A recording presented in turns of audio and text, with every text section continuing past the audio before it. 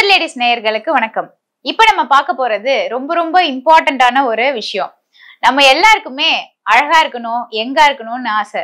நம்மளோட வாழ்க்கை முறை பாத்தீங்கன்னா இன்னைக்கு நமக்கு முடி கொட்டுறது, ஸ்கின்ல டல்னஸ், பிரேக் அவுட்ஸ் இந்த மாதிரி விஷயங்கள்லாம் நிறைய வந்துருச்சு. இதை நம்ம எப்படி பெருசா செலவு பண்ணாம, ரொம்ப ஸ்ட்ரெயின் பண்ணிக்காம, சிம்பிளா நம்மளோட வாழ்க்கை முறையில சின்ன சின்ன மாற்றங்களை கொண்டு நம்ம இம்ப்ரூவ் பண்றதுன்னு பார்க்கலாம். ஃபர்ஸ்ட் எதனால இந்த பாதிப்பு வருதுன்னு பார்ப்போம். உங்களோட லைஃப் ஸ்டைல்ல நீங்க என்னெல்லாம் பண்றீங்கன்னு பாருங்க. காலையில எந்திரிச்சு பரபரப்பா கிளம்பி ஓடுறோம். அந்த டைம்ல என்ன பண்றோம்? கெமிக்கல் உள்ள சோப்பு, ஷாம்பு இதெல்லாம் நம்ம யூஸ் பண்றோம். அதுக்கு அடுத்தது போறோம் வெளியே, பொல்யூஷன், ஹெல்மெட் மாட்டிட்டு ரொம்ப தூரம் டிராவல் பண்றோம். அந்த மாதிரி இருக்கும் போது உங்களுக்கு அந்த வேர்வை தண்ணி ஃப்ரீயா வெளியேறாம அங்கேயே தங்குது. சோ அந்த உப்பு தண்ணியோட எஃபெக்ட் என்னன்னா முடி கொட்ட ஆரம்பிக்கும். அதே மாதிரி பாத்தீங்கன்னா ஸ்கின் பொல்யூஷன். இப்ப இருக்க காலகட்டத்துல வண்டிகள், வாகனங்களோட டிரான்ஸ்போர்ட் ரொம்ப ஜாஸ்தி ஆயிடுச்சு. எல்லார் வீட்லயும் 1க்கு 4 வண்டி இருக்கு. சோ அப்போ அதோட புகை, அதுல இருந்து வரக்கூடிய அந்த டாக்ஸின் இதெல்லாமே நம்ம ஸ்கின்ல படியுது. அது மட்டுமே இல்ல, ரோட்ல பாத்தீங்கன்னா டஸ்ட், மண்ணு அங்கங்க ரோட நோண்டி போட்டு அதுவுமே நம்ம ஸ்கின்ல பாத்தீங்கன்னா அந்த டஸ்ட் எல்லாமே டெபாசிட் ஆகுது. இதோட என்ன பண்றோம்? ஏசில போய் உக்காந்துடுறோம். அதுக்கப்புறம் நமக்கு வேர்வை வர்றதில்ல. வேர்வை வந்ததுன்னா கூட அட்லீஸ்ட் அந்த மேல படிஞ்சிருக்க அந்த டஸ்ட் எல்லாம் ரிமூவ் ஆகும். ஏசிலேயே இருந்துட்டு திரும்ப மறுபடியும் வெளியே வரும். அந்த பொல்யூஷன்ல தான் மறுபடியும் டிராவல் பண்றோம். இதோடய என்ன பண்றோம்? இந்த 8 hours ஒர்க் பண்றோம் இல்லையா? மோஸ்டா எல்லாருமே பாத்தீங்கன்னா ஒன்னு டிவி முன்னாடியோ இல்ல கம்ப்யூட்டர் முன்னாடியோ தான் உட்காந்துருக்கோம். வீட்டுல இருக்க லேடிஸ் பாத்தீங்கன்னா வேலையெல்லாம் முடிச்சுட்டு டிவி தான் பாத்துட்டு இருப்பாங்க, இல்ல ஏதாவது போன்ல நோண்டிட்டு இருப்பாங்க. அதே மாதிரி ஒர்க் பண்றவங்க பாத்தீங்கன்னா most of the time screen முன்னாடி இருப்பாங்க. அதுல இருந்து வரக்கூடிய ப்ளூ ரேஸ் இருக்கு இல்லையா? அது நம்ம ஸ்கின்ல டல்னஸ், பிரேக் அவுட்ஸ், ட்ரைனஸ் இதெல்லாமே கொண்டு வரதுக்கு ஒரு வாய்ப்பா போகுது. சோ இந்த மாதிரியான விஷயங்கள்லாம் நம்ம அன்றாட வாழ்க்கையில தவிர்க்க முடியாத விஷயங்களா இருக்கு. இதை ரிப்பீட்டடா பண்ணிக்கிட்டே இருக்கும் போது என்னன்னா நம்மளோட ஸ்கின் பாத்தீங்கன்னா சீக்கிரமா ஏஜ் ஆயிடுது. அதோட விளைவு அந்த ஸ்கின்ல இருக்க கொலோஜன் கம்மி ஆக ஸ்கின்ல சுருக்கம், ட்ரைனஸ், டல்னஸ், ஹேர் ஃபால், முடி வளர்ச்சி இல்லாம போறது, இந்த மாதிரியான நிறைய இஷ்யூஸ் நம்ம ஃபேஸ் பண்ணிட்டு இருக்கோம். இந்த வயசுல இப்போ பாத்தீங்கன்னா என்னோட வயசுல இருக்க பீப்புளுக்கு என்ன அளவுக்கு பாத்தீங்கன்னா ஹேர் க்ரோத் இல்ல, முடி கம்மியா இருக்கு. சோ என்ன ஆகுதுன்னா பார்க்கும் போது அவங்க வயசான மாதிரி தெரியுறாங்க. சோ நிறைய பேர் கேட்கிற விஷயம் இது. இதெல்லாம் பாத்தீங்கன்னா நம்ம அன்றாட லைஃப்ல சின்ன சின்ன மாற்றங்கள் பண்றது மூலமா நம்மளால இம்ப்ரூவ் பண்ணிக்க முடியும். ஒண்ணும் இல்ல, நீங்க காலையில குளிச்சு கிளம்பி போறீங்க இல்லையா?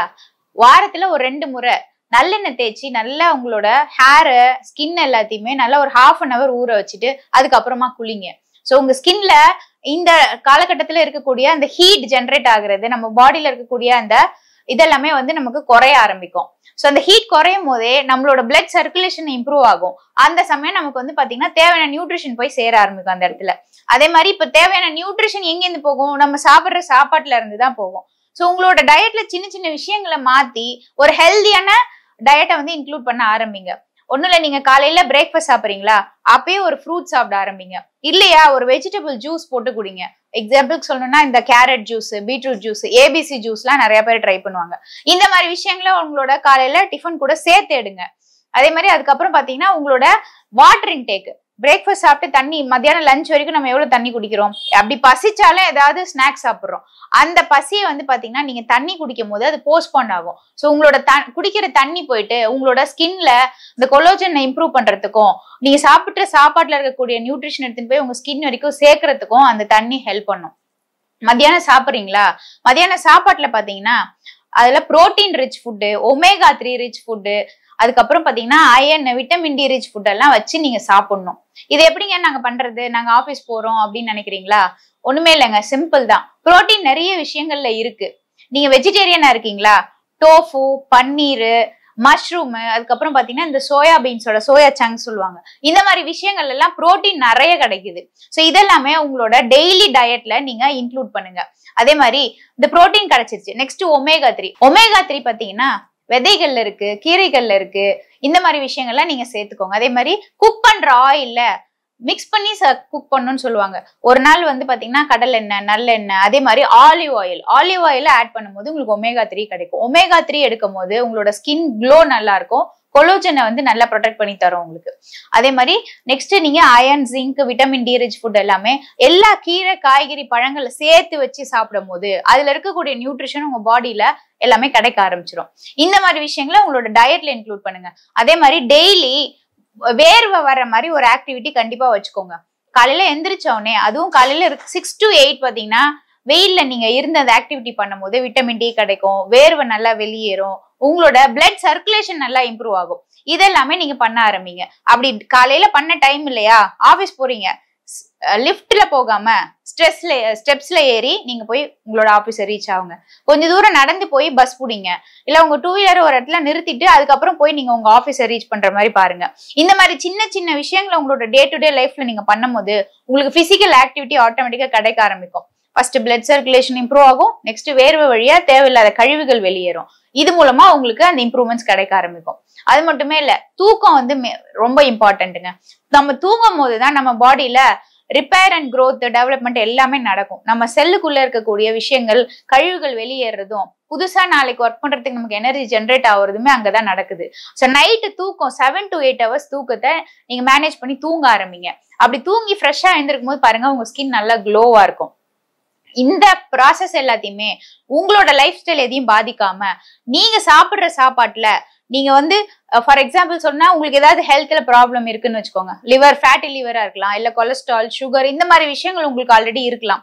சோ அப்போ நீங்க எதெல்லாம் தவிர்க்கணும்னு பாருங்க. நீங்க தவிர்க்க வேண்டிய விஷயங்களை விட்டுட்டு மிச்ச ஃபுட்டு, காய்கறி கீரைகள்ல நிறைய உங்களுக்கு தேவையான நியூட்ரிஷன் விட்டமின்ஸ் கிடைக்குது. ஸோ காய்கறி கீரையில நீங்க போங்க. இப்ப நான்வெஜ் சாப்பிட்றீங்களா, உங்களுக்கு இந்த ஹெல்த் ப்ராப்ளம்லாம் இல்லை அப்படின்னா நீங்க தாராளமா நீங்க நான்வெஜ் நிறைய எடுத்துக்கலாம்.